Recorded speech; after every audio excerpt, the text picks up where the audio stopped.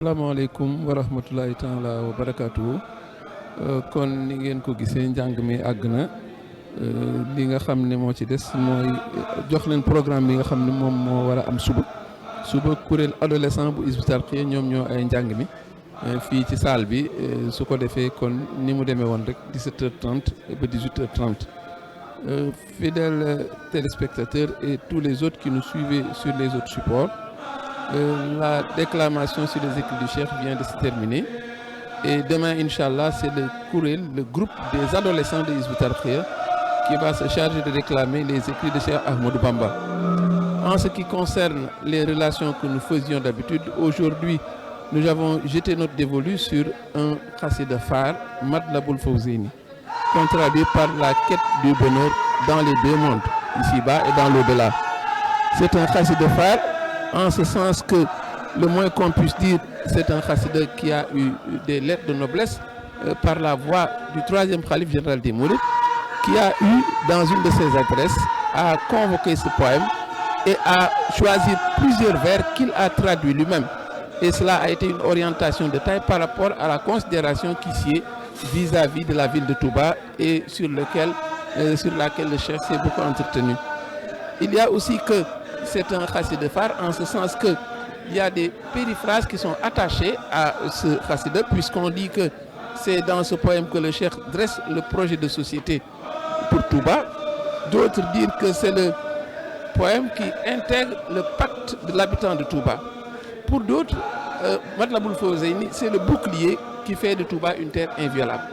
En tout état de cause, on peut citer beaucoup de périphrases qui sont attachées à la ville de Touba, mais nous allons convoquer le propos qui prend le pas sur tous, c'est celui qui a été le troisième khalife général des Mourides, Cheikh Abdallah Mbacké, qui a pu dire qu'en tout cas, dans ce poème, le Cheikh récapitule toutes ses ambitions pour Touba. Il y a une succession de prières et il précise que le Seigneur les a toutes exaucées. Et c'est ce propos-là qui est un propos de taille qu'il faut mettre en évidence. Et avant d'ajouter que toutes ces prières, n'est-ce pas, véritablement sont exaucées par le Seigneur le Très-Haut. En ce qui concerne la présentation globale de Fawzeyni, il faut dire que c'est un poème assez long qui fait 236 vers, qui a été écrit dans la métrique Rajaz. En ce qui concerne la date de composition, selon le mot du vénéré Cheikh Abdallah Mbacké, le Cheikh a composé ce poème dès qu'il a mis pied à Touba. Dès qu'il est venu à Touba, il a commencé à écrire le poème. Donc c'est en 1888, n'est-ce pas, qu'on repère la date de composition de Matlabul Fawzeyni. Et disons par anticipation que le Cheikh, après avoir édifié en 1888, il ne séjournera que 7 ans. 7 ans, ensuite il partira dans l'exil et n'y remettra plus les pieds jusqu'à son rappel à Dieu. Donc il y a également lieu d'observer le préambule. Le préambule, nous l'avons très souvent dit, c'est une prière d'attaque. Ce sont des propos qui viennent avant que le poème lui-même démarre. Il est remarquable que, par exemple, un poème comme Ya Jumlatan n'a pas de préambule. Mais un poème comme Matlabul Fawzeyni présente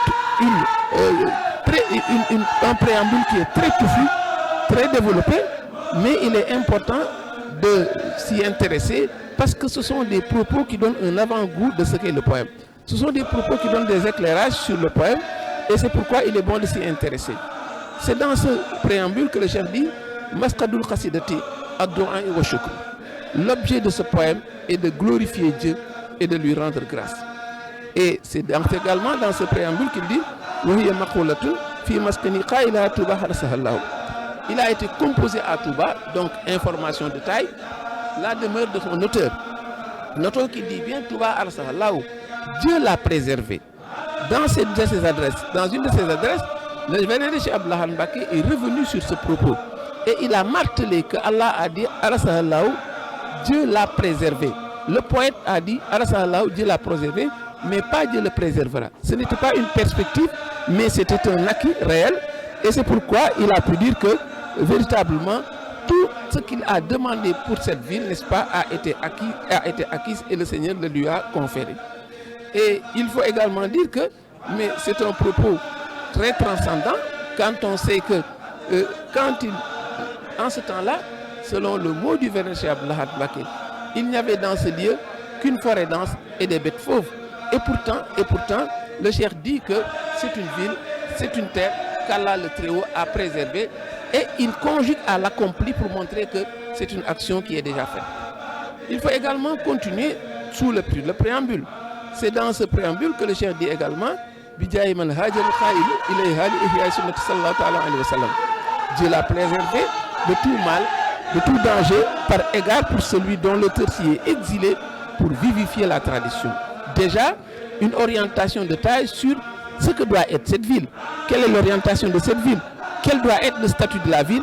Mais c'est pour vivifier la tradition que le Cheikh l'a édifié. Et nous faisons l'économie de tout le reste du préambule qui est très long. Et ce sont des prières, ce sont des propos qui rappellent, n'est-ce pas, les prières du vénéré Abraham quand il s'est installé à la Mecque. Et nous allons directement au premier vers. Le premier vers, nous l'avons dit, c'est une glorification d'Allah. Alhamdulillah il-Karim zilminan, al-astighali al-furudi wa sunan. Louange à Dieu le généreux et maître des bienfaits. Deuxième vers. Je lui rends grâce pour m'avoir conduit sur une terre où il a annihilé mes obstacles. Alors le deuxième vers est pour le moins déroutant. Quand on sait que le lieu où le Cheikh se trouve, il parle d'obstacles qui ont été annihilés, alors qu'on sait qu'il est dans une forêt qui symbolise les obstacles. Il est également dans une terre où il y a des bêtes fauves, également autre obstacle. Mais pourtant, cela contraste avec son propos. C'est un poète qui exulte à la limite, qui montre, n'est-ce pas, qu'il est débarrassé de tout ce qui était contraignant pour lui. Mais la compréhension à ce niveau doit être double. D'une part, le Cheikh montre une satisfaction majuscule d'avoir trouvé une terre où il pourra se consacrer à ce qui constitue l'injonction que tous les musulmans partagent. Ils ont été créés pour adorer Allah, et le Cheikh, n'est-ce pas, est quelqu'un qui, dans son charisme, a pu drainer des foules au point qu'il ne pouvait plus se consacrer à ce qu'il voulait. Il a fait une longue pérégrination qu'il a fait quitter Mbacké Kadior. Il est arrivé à Mbacké Baol. Il a quitté Mbacké Baol, il est installé à Dar Salam. Et de Dar Salam, il va arriver à Touba. Et Touba est une terre qu'Allah lui a désignée. C'est pourquoi, quand il arrive, il exulte, montrant qu'il a eu ce qu'il voulait. Cette compréhension-là est également possible. Il y a une autre compréhension qui est très transcendante cette fois-ci. Cette compréhension consiste à se dire que quand le Cheikh montre le Seigneur a annihilé tous ses obstacles, c'est un homme de Dieu, et Allah lui présente la photographie de ce que Touba sera. Et c'est ce qui explique sa satisfaction, c'est ce qui explique également qu'il rende grâce à Dieu. C'est également un autre élément qui vient conforter le fait que le Cheikh, dès le départ, commence à rendre grâce à Dieu. Il y a aussi que, dans ce sens, c'est ainsi qu'ils vont comprendre que le Cheikh est pu dire Banani al-Baqi, Bina al-Baqiya, le Seigneur m'a accordé un édifice qui se dressera jusqu'au paradis. Et là, il parlait de la mosquée. Et en ce temps-là, on ne savait même pas que des habitations en dur pouvaient être faites à Touba. Et c'est dans ce sens qu'il dit également Bin Mustafa, Liban al-Qudus, Madrasa, jusqu'à la fin.